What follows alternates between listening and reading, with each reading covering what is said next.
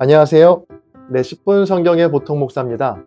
오늘은 마가복음 5장으로 한 장 묵상을 나누겠습니다.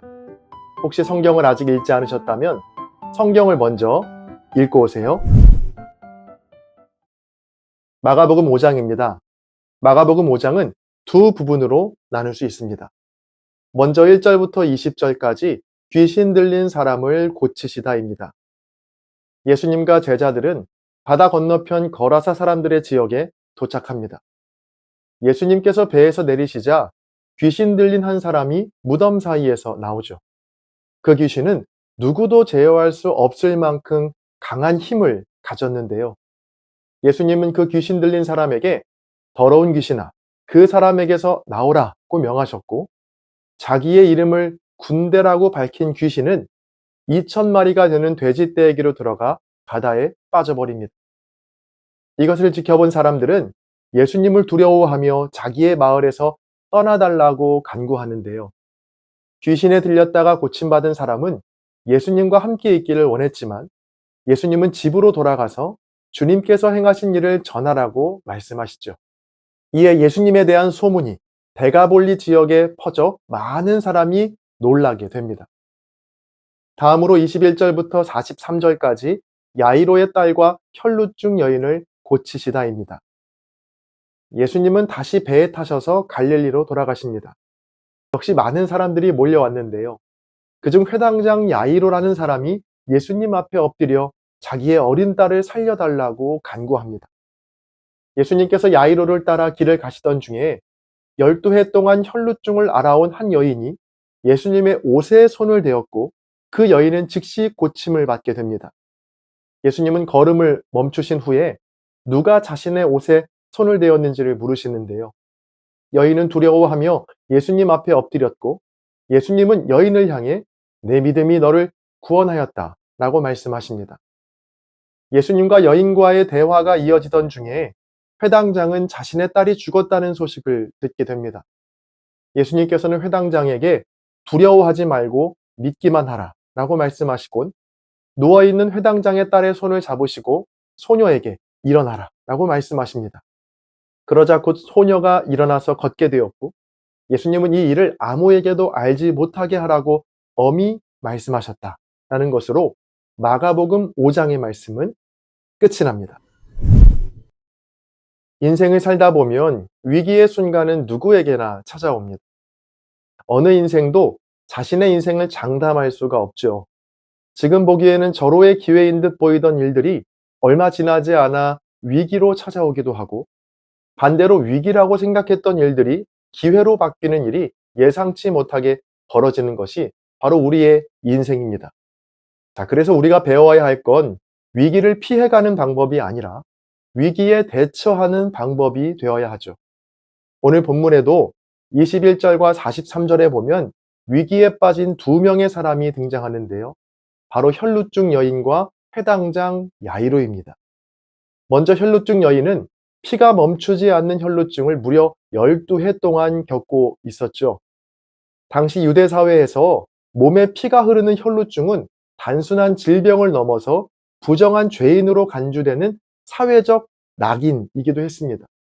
이 여인은 한두 해도 아니고 무려 12해 동안 부정한 여인으로 살아온 겁니다. 자신의 의지와는 상관없이 흐르는 피 때문에 성전에 들어갈 수도 없었고 예배를 드릴 수도 없었고 심지어 다른 사람들을 만질 수도 또 만날 수도 없었습니다. 회당장 야이로는 어떤가요? 그는 자신의 딸이 죽어가는 위기에 처합니다. 본문 42절에 보면 이 딸의 나이가 12살이라고 나와 있습니다. 아름다움이 꽃피는 눈에 넣어도 아프지 않을 그 딸이 죽을 위기에 처해 있는 매우 심각한 위기의 순간이죠. 12해 동안 혈루증으로 고통받고 있었던 여인, 또 12살 딸 아이의 죽음 앞에 있었던 야이로. 이 둘은 12해라는 공통점 외에도 몇 가지 비슷한 점이 있습니다. 혈루증 여인도 야이로도 모두 예수님 앞에 엎드렸고 예수님과의 접촉을 통해 그들의 삶이 역전된 건데요. 이 두 사람에게는 두 가지 공통점이 있었습니다. 먼저 첫 번째로 하나님을 생각함으로 두려움을 이겨냈습니다. 먼저 혈루증 여인은 부정하기 때문에 절대 사람들에게 손을 대서도 안 되고 사람과 접촉도 하면 안 되는 상황이었습니다. 만약 누군가에게 손을 댄 것이 드러나기라도 한다면, 그래서 자기의 정체가 탄로나기라도 한다면 돌에 맞아 죽을 수도 있었던 두려움 속에 있었죠. 야이로는 어떤가요? 회당장이라는 직업을 보면 알 수 있듯이 당시 예수님과는 원수지간이었습니다. 회당의 총책임자였던 야이로가 예수님을 찾아가는 일은 결코 쉬운 일이 아니었습니다. 누가복음의 기록에 따르면 회당장 야이로는 예수님의 발 앞에 엎드려 자기 집에 오시기를 간구하였다라고 나옵니다. 당시 자기를 따르던 수많은 유대인들과 다른 회당장들의 눈총을 사는 위험한 일이었습니다. 혹시라도 예수님께 갔다가 아무 일도 일어나지 않는다면 딸도 잃어버리고 이제까지 자신이 쌓아온 명성과 직업 등 자기의 모든 것을 잃어버릴 수 있는 극심한 두려움 속에 있었죠. 혈루증 여인과 야이로는 그 두려움 속에 있었지만 두려움에 갇히지는 않았습니다. 그 두려움을 넘어선 건데요. 야이로와 혈루증 여인이 두려움을 이겨낸 이유가 무엇입니까? 바로 두려움의 그 순간에 하나님을 생각했기 때문입니다. 혈루증 여인이 수치와 두려움을 이기고 수많은 사람들 속으로 용기 있게 들어간 이유, 회당장 야이로가 두려움과 자존심을 던져버리고 자신보다 한참이나 어린 예수님 앞에 엎드린 이유, 그들은 오직 하나님의 아들 예수 그리스도만 생각했기 때문입니다. 자신의 지위와 처지, 상황보다 이 모든 상황을 역전시켜 주실 하나님을 생각했고 하나님의 아들 예수님만을 생각한 것이죠. 베드로전서 2장 19절입니다. 부당하게 고난을 받아도 하나님을 생각함으로 슬픔을 참으면 이는 아름다우나. 두려움과 고난 중에 하나님을 생각하게 되면 그 두려움을 이겨낼 줄로 믿습니다. 위기와 어려움이 닥칠 때마다 문제보다 크신 하나님을 생각하십시오. 물론 결코 쉽지 않습니다. 대부분의 사람들은 위기와 어려움이 닥칠 때 두려움 속에 갇혀버리거든요.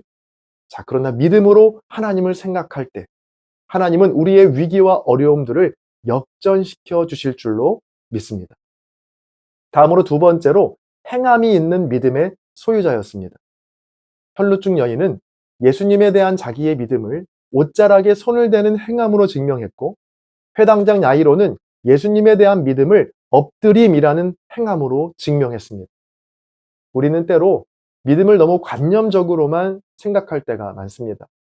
위기의 순간에 하나님을 생각하는 것에서만 그치면 안 되고 그 믿음과 생각을 행함으로 증명까지 해야 합니다. 만약 혈루증 여인과 야이로가 단지 예수님에 대한 생각만 하고 있었고 실제로 예수님 앞에 엎드리지도 옷자락에 손을 대지도 않았다면 아마 그들에게는 아무 일도 일어나지 않았을 겁니다.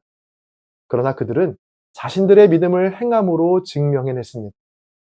생각해보면 성경 속에 나오는 인물들의 믿음은 다 행함이 있는 믿음이었습니다.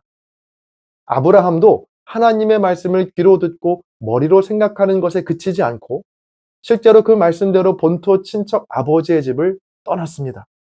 모세도 하나님의 명령을 듣는 것에 그치지 않고 실제로 이스라엘 백성을 애굽 땅에서 인도해 내었죠.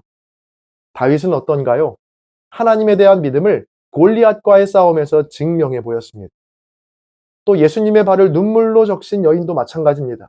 자신의 귀한 향유를 예수님께 전부 드리는 행함으로 믿음을 증명해냈습니다. 여러분, 하나님께서 온 세상과 우리 인생의 창조주 되심을 믿으시나요?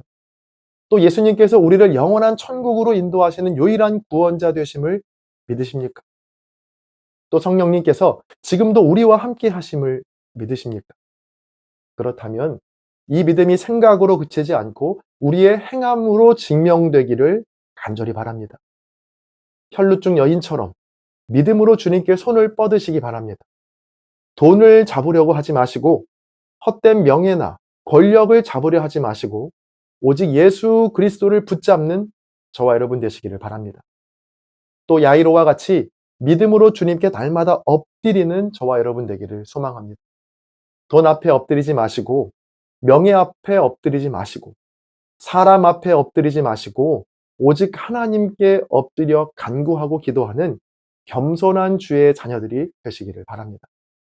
그럴 때 어떠한 위기와 어려움이 닥쳐올지라도 살아계신 하나님께서 저와 여러분의 삶을 역전시켜 주시고 책임져 주실 줄로 믿습니다. 오늘은 특별히 질병과 어려움 중에 있는 분들을 위한 기도로 한 장 묵상을 마치겠습니다. 다 함께 기도하시겠습니다. 주님, 주님께서는 못 푸실 문제가 없고 못 고칠 질병이 없고 못 건널 강이 없으며 넘지 못할 산이 없음을 고백합니다. 우리의 믿음이 머리와 생각에서 머무르지 않게 하시고 행함으로 증명하는 살아있는 믿음이 되게 하여 주옵소서. 인생의 위기의 순간 때마다 주님 찾아오셔서 위기가 기쁨과 감사로 변하는 역전의 인생이 되게 하여 주옵소서. 특별히 육신의 질병으로 주님의 도우심을 구하는 성도들에게 주님께서 찾아가 주셔서 안수하시고 이전보다 깨끗하게 치료되는 역사를 보게 하여 주옵소서. 감사드리며 치료자 되시는 우리 주 예수 그리스도의 이름으로 기도합니다. 아멘. 지금은 댓글 작성 시간입니다. 오늘 묵상을 통해 아니면 여러분 각자의 묵상에서 발견한 은혜와 도전들을 댓글로 남겨주세요. 댓글을 적기가 부담스러우신 분들은 좋아요와 공유로 한 장 묵상을 홍보해주세요. 또 책 구매와 멤버십 가입을 통해 한 장 묵상을 응원해주세요. 여러분의 나눔이 누군가에게는 큰 힘과 위로가 될 수 있습니다. 다 함께 찬양 들으시면서 댓글 남겨주시고요. 저는 다음 영상에서 뵙겠습니다. 감사합니다.